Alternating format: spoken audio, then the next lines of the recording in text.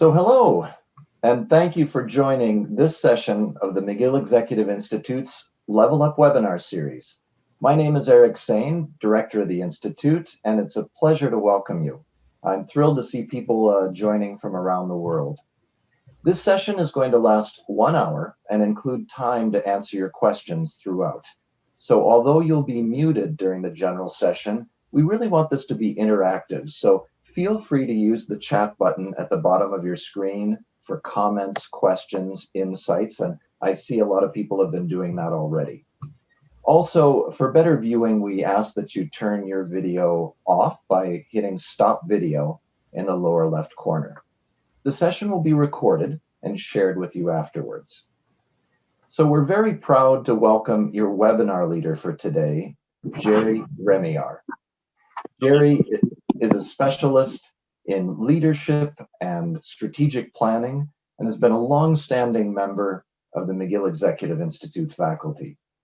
Also, Pamela Sorrenti will be helping moderating today. She's a learning specialist and a leader in things such as creating impactful seminars. So with that, again, thank you for attending, and let's get started. Over to you, Jerry. Thank you, Eric, and I want to say welcome to everybody. Our theme today is becoming a leader with a growth mindset, and as we go through the session, what I'll be doing is essentially taking you onto two dimensions. One is looking at growth mindset for you personally, but also looking at how it fits into the workplace. Let me give you a bit of a history on growth mindset. So it's a terminology that has been around for about 20 years. The research goes back about 30 years, and the primary person who is the instigator, if I will call it, is Carol Dweck. Carol Dweck currently teaches at Stanford University. She also taught at Harvard and Chicago, Illinois. So she's done a lot of research looking at how we react and how we grow. Now, as we go through this, there's a couple of things that I want you to understand. She first started her research with children and has since carried it over into looking at how it plays into business.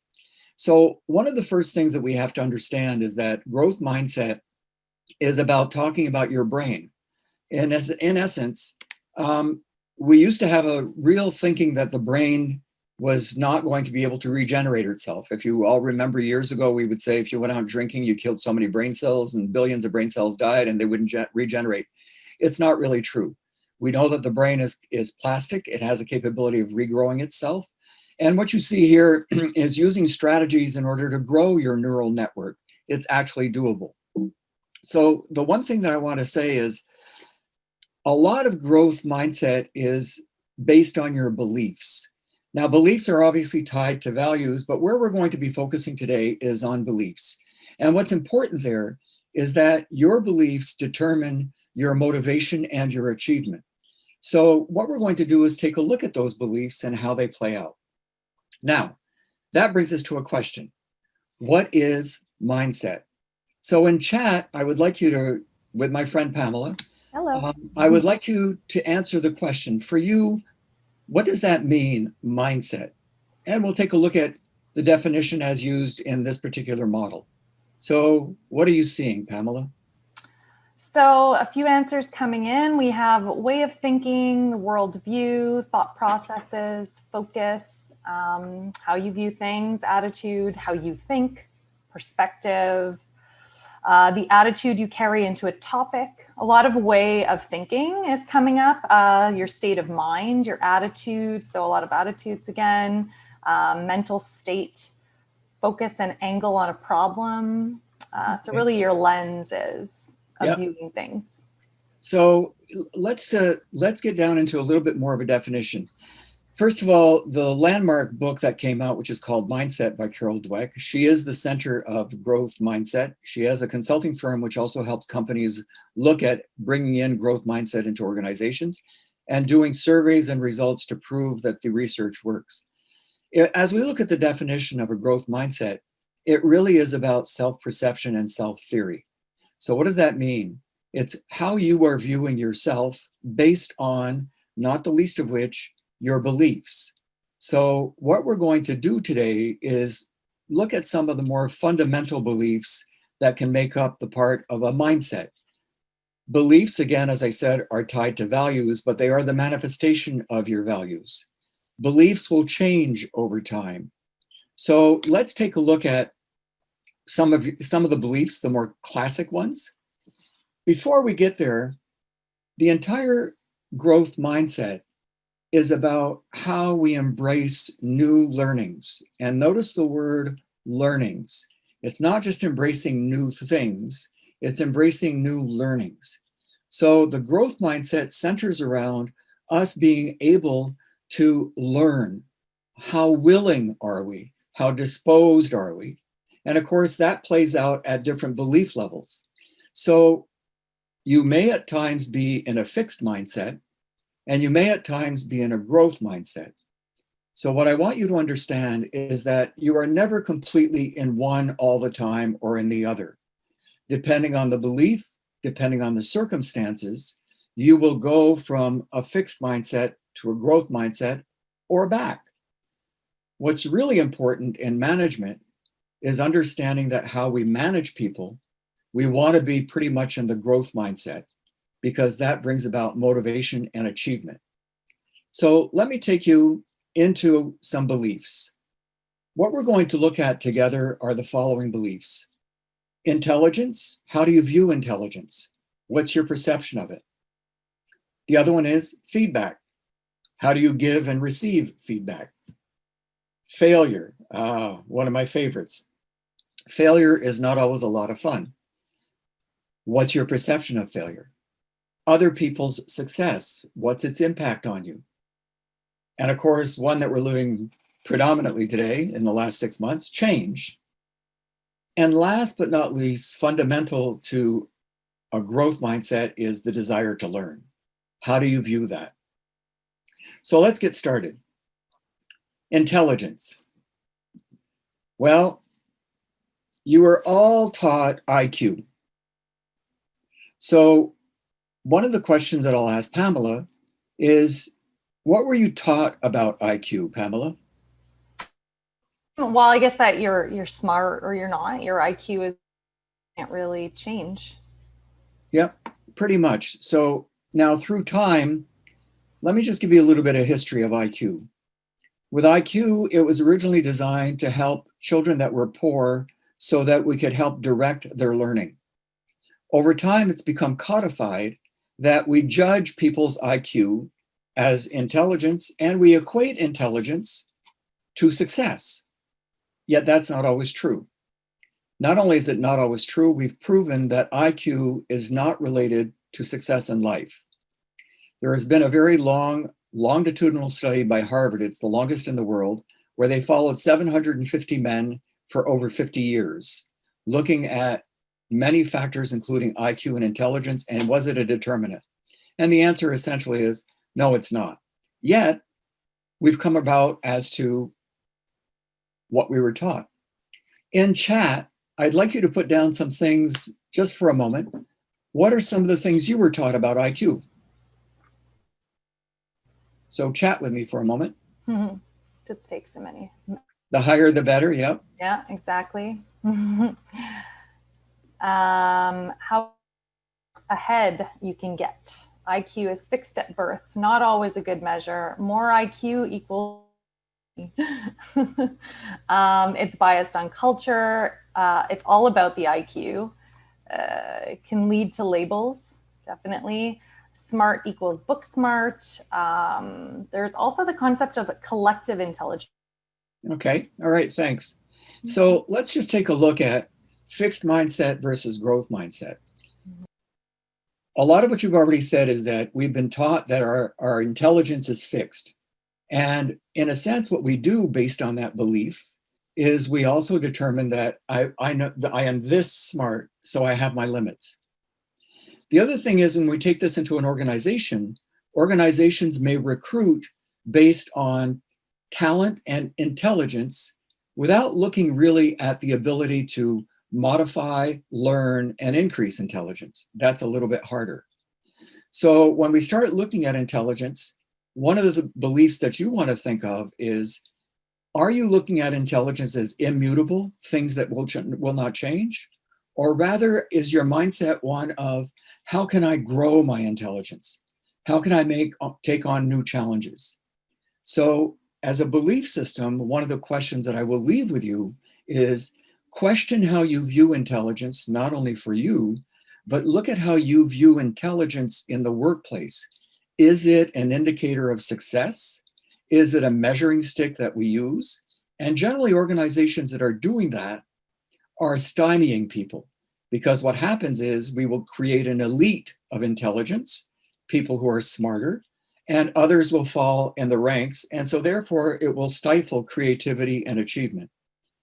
One of the things that I want to leave you as a manager is to make sure that when you're looking to hire people, you really want to look at hiring people as far as their capability to learn. So you'll hear the slogan, which is very popular today, hire for attitude, not for aptitude. Let the talent and intelligence, yes, you need that as a basic, but do look at how people are growing themselves. Let's go on. The next one we're going to look at is failure. And this is probably one of the determining ones, because it is directly linked also to how you view yourself as intelligence. The school system that we've been using uses pass or fail. And if you go through time, we had a pass-fail system, which was very strict. And then we came up with a system where everybody gets medals and recognition. This has created mindsets.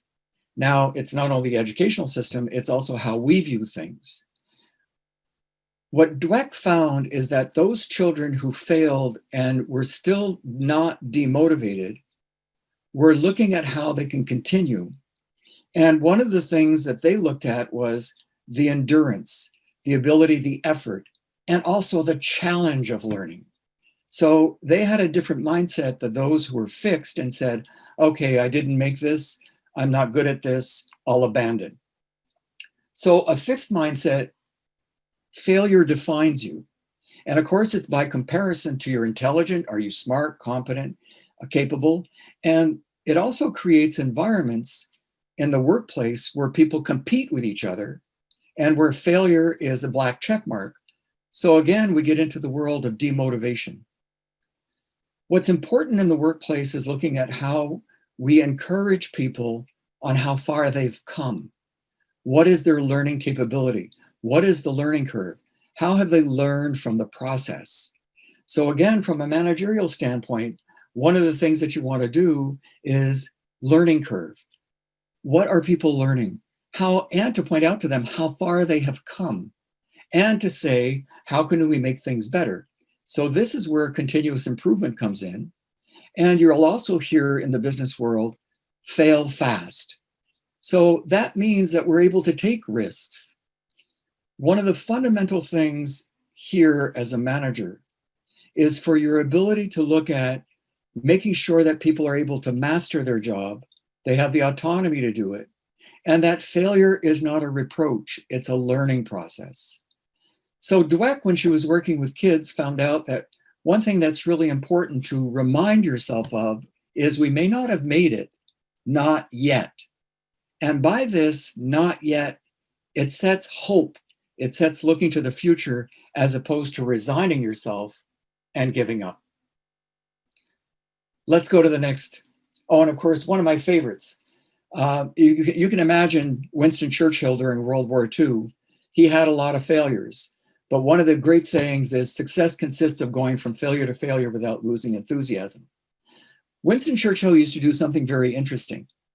He used to ask people to tell him the worst that could happen. He wanted to hear the bad news before he went to bed. And the reason he did that is he could see his own failures, and in the morning, he was able to move ahead and correct them and improve upon them. So how you define failure, is it one where you're comparing yourself, you're getting a black check mark, you feel that I'm not good at this? Or are you looking at it and saying, what could I have done differently? What can I improve next time? How can I make this move forward? And how can I get the people around me to also help me do that? So how you look at failure that belief system will determine whether you're in a fixed mindset or a growth mindset. Let's talk about this one, change. Now, I'm going to set you up. In about 15 minutes from now, we're going to come back and talk about change, particularly how we've handled it through the pandemic. In a fixed mindset, people look and they say, why do we keep changing things? Things are good as they are. So some people who are a fixed mindset have a resistance to change. The one thing that I want you to also understand, if you are leading people, how you show up at work and how you talk about change will help motivate or demotivate people around you. Change is going to be continuously happening. Orders and commands are going to be coming down on a regular basis. How you talk about it and how you communicate it will determine whether people around you are motivated and achievement is possible. One of the things as a growth mindset is to look at change as a challenge. So I'm going to ask you to chat with me again. What was your mindset during the changes that the pandemic first brought? Were you seeing yourself as fixed? Where you're going, oh my, this is really a lot of stuff here. This is major changes. It's inconvenient. Why is the government imposing all these close downs? Or were you looking at saying, okay, we're going to close down. What opportunities does it afford me? So I'd like you to chat, and I'm going to ask my friend Pamela here to help me out. Sure. So again, the feelings the change of the pandemic brought, correct, Jerry? Yes. Yep. Okay. So make the most out of it. Support self and others to be safe and adjust to the change. Someone said, this is exciting. Get flexible fast. How interesting. Challenge, adaptive, the thought that it will end for sure. Find different ways to adapt. Working from home means more flexibility. It was a blessing for some. My motto was adapt and thrive. I like that. Okay. New challenges, new ways of thinking. So a lot of adapting, a lot of change. Okay. So, and I'm glad to hear that. We've done some studies over the time that COVID has been with us, and the majority of the population, still at 75 to 76%, is knowing that this change is going to happen, has happened anyway. So there hasn't been a lot of pessimism. So around 75 to 76%. Now, of course, how you view change will affect your mood, whether you're going to be depressed. And if you have a fixed mindset, generally the depression will be much greater than if you can have depression even if you have a growth mindset, because challenges are there and it is difficult. But those people who have a fixed mindset of not wanting the change, or being resistant to change, are generally going to have a much greater difficulty working with it. What I want to come back to, for those of you who are managers, how you talk about the change, looking at the opportunities, looking at how we can do continuous improvement. That's where you want to have your mindset. Okay, let me go on. Other people's success. Now, wow, we grow up in a society that compares a lot. So this slogan has been around for a long time. Other people's success is not your failure. The keeping up with the Joneses in a consumer society has been very prevalent. We have a tendency, looking at Facebook and other social networks, where we will compare ourselves to other people. And we may feel that we're not smart enough, bright enough, fast enough compared to them. So looking back again at intelligence, failure, and adaptability, we may feel that we're not as smart or as good as they are. Or in a fixed mindset, you might also discount other people's success. Oh, they were lucky, or they were born with a silver spoon in their mouth, or they have advantages, or they took shortcuts. So looking at other people's success in a closed, fixed mindset is really about discounting or comparing yourself and feeling that you've been left out or that you're not good enough, any one of those. In a growth mindset, it's about looking at how those people have succeeded and figuring out what part of it is that you can take on for yourself. So how they can inspire you? What are they doing right? What are the things that you would like to learn from them that you can bring into your own world? So at this point, I'm also going to ask my friend, I'm going to say, Pamela, let's do a poll. Great idea, Jerry. So I'm So, going to launch the poll. yeah, go ahead. So the question that we're looking at is, have you ever felt envious of someone else's success? And I'll let Pamela guide you. Pamela, for the poll, just refresh people's memory on how they do this. There we go. Yeah, a lot of people are already voting. And for those of you dialing in today, it's a simple yes or no. Just reflect on that. So have you ever felt envious of someone else's success? Simple yes or no. So we have quite a few responses already. About 77% have voted, and 86% of people said yes, Jerry. Yes. So I'm going to share the results so everyone can see that on their screen. So 186 people said yes, they have, and 31 people said no. So the reason I ask this question is it's very natural that we, by comparison, will compare ourselves to other people. The question that you have to ask yourself is this your general mindset on a continuous basis? And it can make you very unhappy. It's natural. We've been brought up in a society where we are taught to compare ourselves to other people and that we measure ourselves by other people. Our society is built on how we reference other people. The question that we want to be careful of, however, is that, especially in the workplace, if somebody else gets a promotion, am I envious of them getting it? Or do I look and say, okay, how did they get there? What are the steps that I need to do to get there? And do I want to even get there? So other people's success is one of the more natural ones where we will have envy of other people. The question you have to ask yourself is, where do you want to be most of the time? And I just want to take a pause here. One of the things that's important about determining a fixed mindset versus a growth mindset is being conscious of your beliefs when you're making a choice. Are you aware of how you're making your choices? And are you leaning more towards growth mindset or fixed? And we generally have shortcuts of how we react, so we oftentimes don't question those beliefs.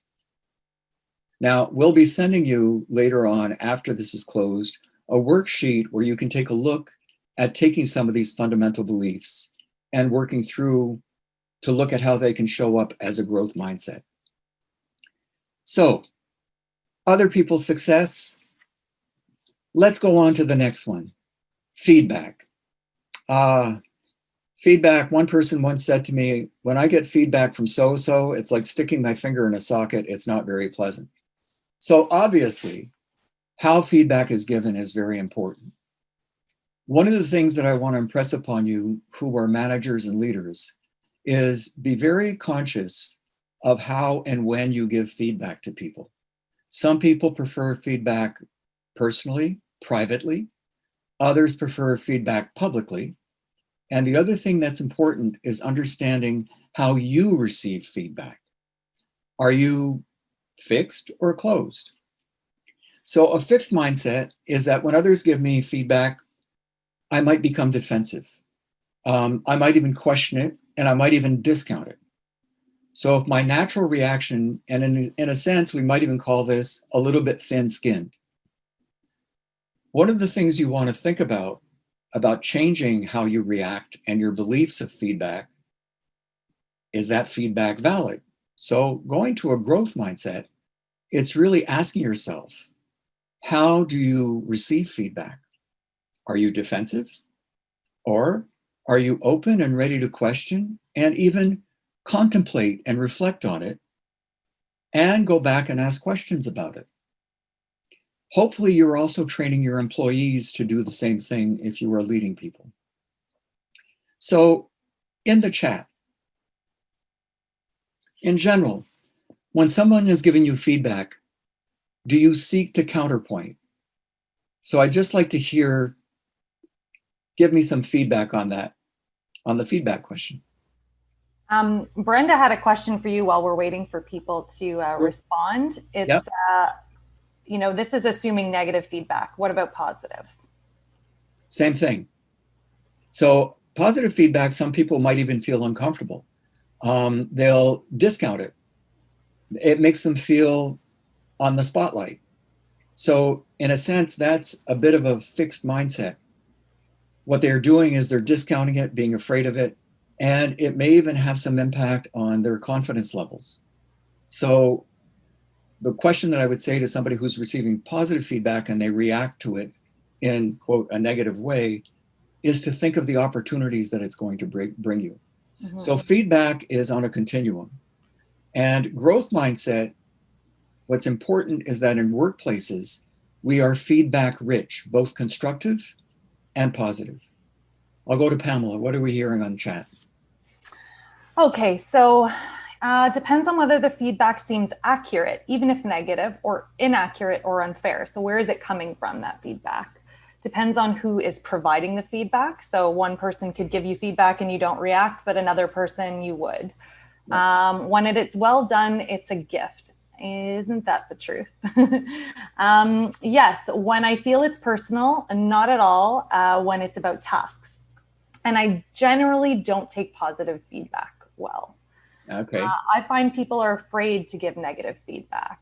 I appreciate feedback, but the reaction depends on given. If the feedback is constructive, I will build on it. If it's an attack, it is hard not to counterattack. So let me just, there's many more. So oftentimes our feedback mechanism is geared to the receptivity of the person, or we are receiving it based on the source. The question is, if you are getting negative feedback from the source, one of the things that we don't want to do is walk away, not necessarily in the moment, but walk away and discount the feedback as not valid. What I suggest to people is, if you are receiving negative feedback from a person who is generally attacking you on a regular basis, you want to be able to, probably not in the moment of the feedback, but to later go back to that person and talk about the relationship you have with that person, not so much about the feedback. One of the things that I suggest to people is, if you are having difficulty with an individual who is constantly giving you negative feedback, it's not about the facts, it's about the feelings. What you want to do is go to that individual and say, I'd like us to take a moment and I'd like us to talk about how we can work better together. What I would like from you is to explain to me the feedback, and I want to be able to better understand it. Now, that takes a mindset of wanting to learn and to grow. And it's not always easily done because we don't always like everybody. And of course, you have to pick your battles. So yes, we do consider the source. Coming back to the work environment, how we give feedback, we need to understand how to do it. Talk about the behaviors, don't attack the person's identity. Talk about what they've said or done, but not about your interpretation of what that said or done means. Okay, let me go on. Desire to learn, and this is the last one we'll be looking at. One of the biggest things that Dweck found in her research, and we find now in businesses, is, am I hiring people who have a desire to learn? So let's take a look at that. My friend here, Sophocles, going back to Greek times. If you look back to the Greek philosophers, it is amazing how much they cogitated, invented, and proposed, because it still influences our way of thinking today. Sophocles was a great person in this domain. Always learning, wanting to learn, the desire to learn. It's not about the end goal or the achievement. It really is about the process and the journey. Sounds corny, but it's true. So what happens in desire to learn is, oftentimes we will tell ourselves, there's some things that I'll never be good at. Why do I bother trying? This will also be true in the work environment, especially if the work environment, going back to belief number one, is based on innate talent and innate ability. If the organization believes that people just are smart or they're not, they will create an environment that does not bring about learning, because people will fail in that type of environment. And people will say, well, I tried it. I got slapped on the wrist. I failed. I'm not good at that. I'm going to give up. So be very aware that as a leader, one of the things that you want to do is when you see people failing or when you see people hesitating to learn, we need to support them as best we can and look at the process they're using, not at the outcome. The outcome is secondary. It's about how are they getting there. So a growth mindset is for you as an individual is I like to look at new things. I like to learn new things. We often see as people grow older, they'll say, enough. I can only do so much. This is the way I am, and I'm not going to change. So clearly they're demonstrating a fixed mindset. That can also bring about depression and sadness. So desire to learn is tantamount. It's key. It's one of the most important things that we can look at as a growth mindset. One of the things that I tell people is be curious. Go in, do things that you've never done before. Yes, you might fail, but now if you've worked on your failure belief, this will be an easy one for you because it's all about the challenge. How do I do this? What am I learning from it? And even challenging yourself on things that you don't like. It's not about the end result. It's about how are you managing yourself? Okay, so those are 6 beliefs that we quickly looked at. One of the ones that I want to bring you back to is change. So one of the questions that I'm going to ask you is, if you look at the change and how you've managed change, let's talk about managing change into the future. With this pandemic, what is it that you want to learn? And what is it that you want to grow as you move forward? So I'll again refer to my friend Pamela here. What is it that you want to walk away with in this change? What are the things that you want to improve for yourself? Great question, Jerry.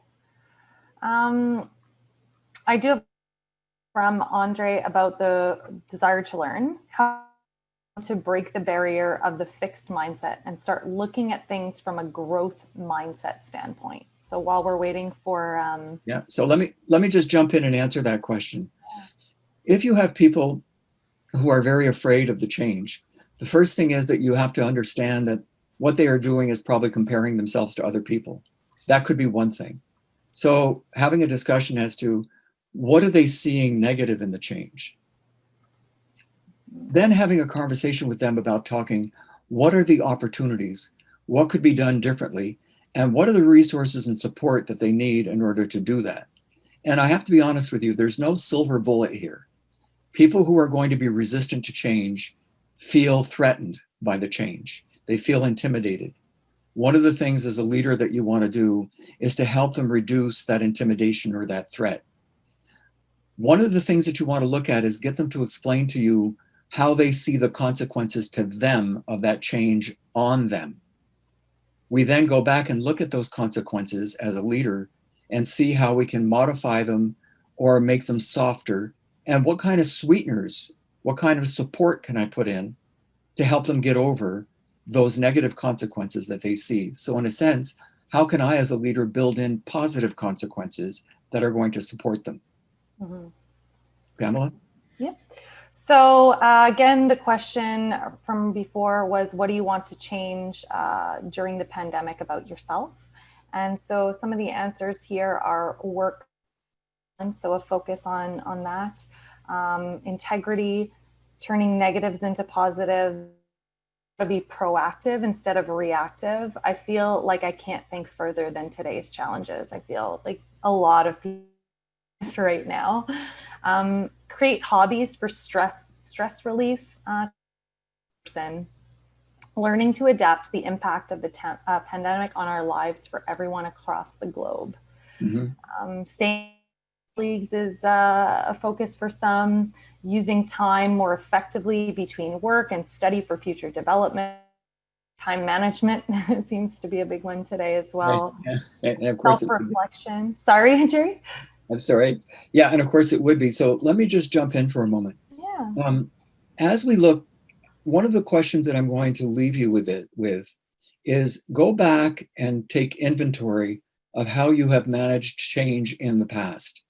So particularly do 2 things. Look at how you looked at change that was negative to you. What were your beliefs in there? As you look at that, do a diagnosis and analysis. Look at what caused you to see that change as being negative, difficult. What were the circumstances? Go back over the process that you used to get to that negative conclusion. Generally, it's based on the information you were getting. It was based on the circumstances that you were living. But do a diagnosis, and particularly pick something that's rather big, a big change that you lived that wasn't pleasant. What caused you to react that way? So this requires some introspection. The other thing I would ask and suggest is look at when you succeeded in the past at a change that worked very well for you, but it was unexpected. And the consequences were positive. So again, looking at the process that you used to manage that change and come up with something positive, you will notice that the two processes are not the same. Looking at the process that you use to figure out change and to face it, what I suggest to people also is after this session, after this webinar, take a moment for yourself and sit down and write, how do I handle change? What is my strategy? If that process generally works for you and you're happy with it and you feel you're managing change well, good, keep it. If you feel, however, that you're always resistant to change, it's going to require a little bit more thought of understanding what can I be doing differently. The other thing that's very important is looking at how people support you. Who do I need to support me to look at this positively? We have a tendency when we have a blocked mindset or a mindset that's fixed to surround ourselves with other people who are going to moan and complain, and misery likes company about the change. So this is not supportive. You really want to gravitate to people who can help you better understand that change. So I hope I've answered your questions on change, and I'm conscious of the time. Let's go. What other questions would you have? We'll get into Q&A in just a moment, but one of the things that I'll come back to the questions in a moment. One of the things that I want to highlight for you, as a leader, one of the things you want to look at when you're working with people, interviewing people, hiring people, it's not just their talent. That's part of it. Not just their intelligence. We've all worked with people who are extremely intelligent, could be even geniuses. The thing is, however, they want to learn only for themselves and they don't pass it on. Or oftentimes they can be showing off their intelligence and making you feel inferior. What you really want to look at is, are people able to learn? There's a lot of literature out there on the learning organization, which is becoming more and more predominant. As a leader, you'll want to do some research in the learning organization. What are the techniques of bringing an organization to want to learn? The other thing is looking at failure. Organizations have a tendency to look at failure, and you as a leader, how are you giving feedback on failure? Are you making people feel bad, so therefore they'll avoid risk? Or are you encouraging them to learn from their failures and share it with other people so that we can do postmortems and even what I call premortems? Premortems are the things when you look, you're having a project, you're going to be moving forward, what might go wrong? So you're actually going to detail all the barriers and the things that might go wrong with the project before you even start. What this is doing is it's setting a mindset of how we look at failure in a very different light. And of course, failure is very important in the world of continuous improvement. Not yet. That's one of the things that I would like to have you stick in your mind. When you're working with people, if they haven't succeeded, just tell them, not yet. We'll get there. That's the type of growth mindset you want to have. And most importantly, we do performance evaluations every year. And what's important is that we often look at outcomes. One of the things that's very important is about developing people and looking at their learning goals. Also having them have learning goals that they can talk about not only relative to work, but for them as an individual. You heard me say before, feedback is important, and environments that are feedback rich are environments that do constructive and positive feedback in fair, respectful ways, that it's not about the person's identity. It is about what the person has said or done, so their acts, and not interpreting those acts. Example, you don't go over to someone and say, you're lazy. What you will say is, the reports that you had were not handed in on time. So I'm talking about an activity. I'm talking about a behavior. I am not talking about an interpretation of the behavior. So feedback-rich environments also have to be up and down. Leaders have to be open to also receive feedback and not just give it. And the last 2 points that we have up here on the slide is revisit your goals as a team regularly, have many conversations, and identify your interests and your approach to work. So I'm going to stop there. And you will have in a PDF that we're going to send to you some tips and tricks. Look at your weaknesses, do some introspection, look at who you are. What's your learning strategy?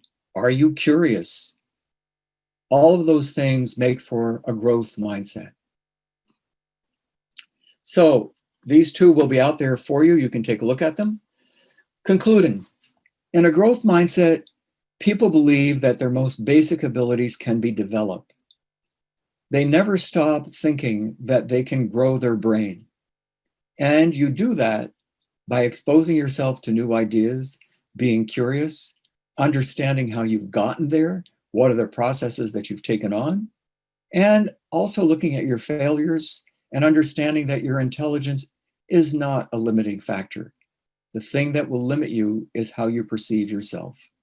And last but not least, having a love of learning, being curious, going out there, getting your hands dirty, and trying things you've never done before. The real tantamount person in this was Steve Jobs, who went through many, many different types of environments. Whenever he would go and learn anything, he would try to associate it to his business, but also his mindset. One of the persons asked the question, what does grit stand for? So I'm glad you asked it. Grit is part of a mindset. There's a lady by the name of Angela Duckworth. Angela Duckworth has done a lot of research with children again, and then has brought it into the business world. Grit, in a sense, there's one word that it will summarize it, but there are many words that compose it. But the word that I could put to you is perseverance, effort. Do people keep on going no matter what? Do they not give up? So having grit is that ability to keep on going. It's the ability to also surround yourself with people who will encourage you. I see another quote here. It says, can't remember who said it, but once I read, hard work beats talent when talent is not hard at work. Yes, pretty much. And again, the culture of elitism, of talent is the thing. Some people feel you've either got it or you don't. They'll even hire people based on they have the talent. What you really want to look at is, yes, they need the basics, they need the talent. Are they able to learn? Okay. That is the end. Let's go. We have some questions, Jerry. Yeah, I'll let you go, Pamela. Yeah, so, and please feel free to continue writing your questions in the chat. I'm going to go back to some of the earlier ones. We have about 17 minutes, so a good amount of time to get to these. So Jerry, going back to other people's success, do you believe that every successful person in the world got there because of a growth mindset? Isn't there room for luck, advantages, shortcuts, etc.? And my answer to that is absolutely. Right. Yes, there is luck. There are circumstances. When we're talking about growth mindset in the corporate world, what we want to understand is that organizations that have installed a growth mindset generally outperform other organizations. There will be fixed mindsets on every belief that you have. It's natural. So as I said at the very beginning, you're not always in a growth mindset. So yes, luck, talent, all of those will play into it. But what's important from a managerial standpoint is that we take on a growth mindset as managers to encourage people to learn and grow. And oftentimes organizations are not doing that. They will speak about it, but they're not building it into their systems, and nor are people informally giving that type of support. That'll actually lead me to another question that came up. In this particular person's current business environment, risk-taking and possible failure is not very well perceived by management. So people keep their heads down and just try not to stick out. Do you have any suggestions on how you can shift the culture either in their working group or their team or in their overall organization, depending on the size, obviously? So my answer to that is the following. Yes, if you are in an organization which is risk averse and where failure is not well accepted, one of the things that you want to think of as a leader is the conversations you have with your immediate team. So let me take a step back here for a moment. What are the things you can control and what are the things you can influence? Obviously, you will not change a whole organization, but you can become a model for that organization of what a growth mindset looks like. So when you're looking at your immediate sphere, what is it you can control? What are the things, the levers that you can pull? And be deliberate about it. So if I had a team of people, I would want to talk about failure. Now, oftentimes I've had people when I'm doing seminars or working with individuals or working with corporations, they say, well, we have regulatory compliance and so we can't fail. Absolutely. So your policies and procedures will guarantee you that you're able to do that. However, what you want to do is in those areas that are not regulated, how do you create innovation if you're always hitting people on the hand of saying, no, failure is not good? So in a sense, you have to have two mindsets. One is we have to follow the protocols and procedures and regulatory or whatever is governing us. But you will not be able to discover new ways of doing if on the non-regulatory, you don't create innovation and that where people are allowed to take risks. So what's important here is that you have a management strategy for risk in those areas where failure is possible and even creating events where failure is possible. And Jerry, just what are some examples of companies out there that you've seen who have shifted from a fixed mindset to a growth mindset, just to give some tangible examples? Yep. One of the biggest ones that I can tell you is IBM. So if you look at IBM, IBM was a company that in a sense was on the ropes. And what they did is they started looking, they had a very elitist culture. So intelligence and talent was running the show. With that came walking over dead bodies to get the job done and high volume of comparison. So you were always measured compared to somebody else. What that does is that when failure comes in, people start to bail. What they were able to do is with a new leader coming in, the first thing that he did is he started going around and having town halls with everybody and getting feedback. He also got rid of those people who were the elitists. And what he started bringing in was people who were able to question the system, look at how they could be doing things differently. So IBM is one of the biggest examples that I can tell you.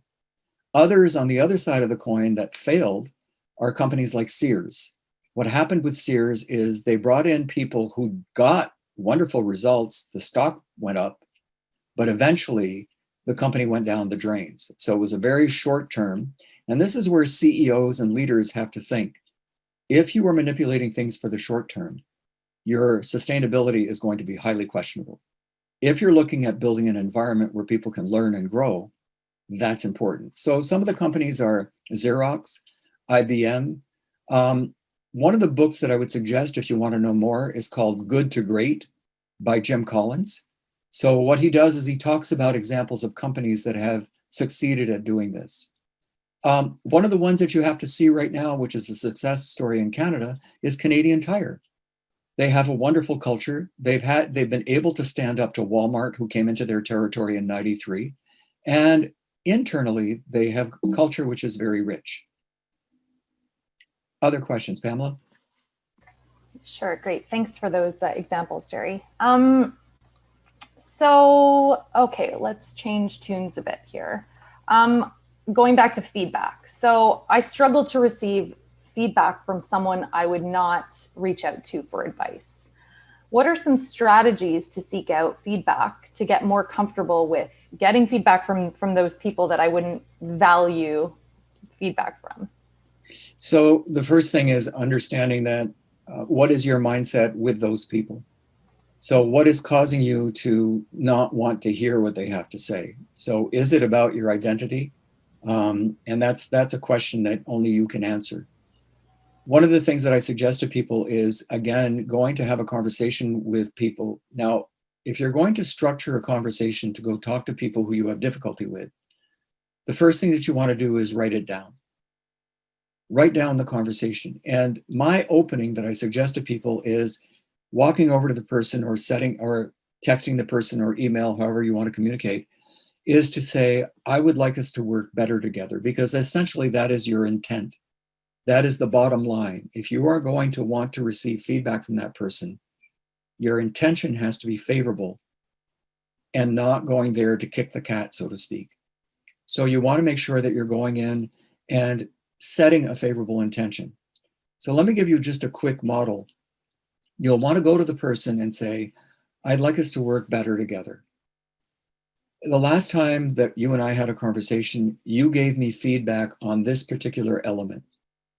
I'd like you to elaborate that. So be prepared, because the person's strategy up till now has been to attack your identity. What you want to focus on is not the identity, but focus on what are the things that I can be doing differently. So again, we want to come back to the activities, what the person is saying and doing. And you really want to keep it at that level. Obviously, you're not going to go to your worst enemy to try this at first, but some people with whom you have more difficulty receiving feedback, go to them.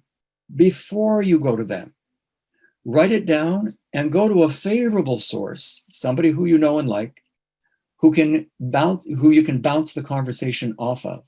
Now, you want somebody who's objective, not somebody who's your biggest fan, or not somebody who hates the other person. What you really want to go is to someone who you feel is objective and say, I want to go over to this person. Here's what I've thought of saying. Help me debug my conversation. Then go to the person, make sure you don't blindside them. Set them up by saying, I'd like to meet with you this afternoon, 15 minutes. I just want to talk about how you and I are working. And there's one particular feedback that you gave me that I'd like to get more information on.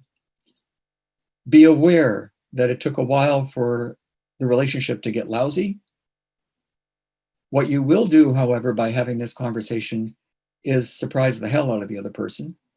And the other thing that it will do is you will get a different behavior.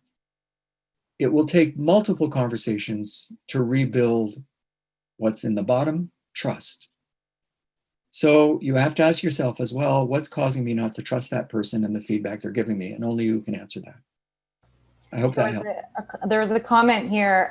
What about if someone's giving me feedback and I know they don't know what they're talking about? So always remember that if people are sharing, even though you feel that they don't know what they're talking about, what you want to do is dig in to understand their perspective. So they may have limited information or even erroneous information. But before you evaluate the feedback, you want to ask questions as to, okay, tell me more about that. Where does that information come from that you're giving me? What's your view of it? So you really want to go into objective mode and open-ended questions. Try to put yourself in that person's shoes and find out where they're coming from. This is about being a good detective. The other thing that it does is it demonstrates respect for the person's opinion. Then you walk away and cogitate whether that is of value to you as feedback or not. Great point, Terry. Thank you.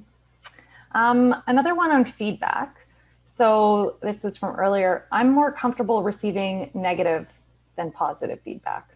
How can I adopt a growth mindset to accept positive feedback rather than having it make me feel uncomfortable?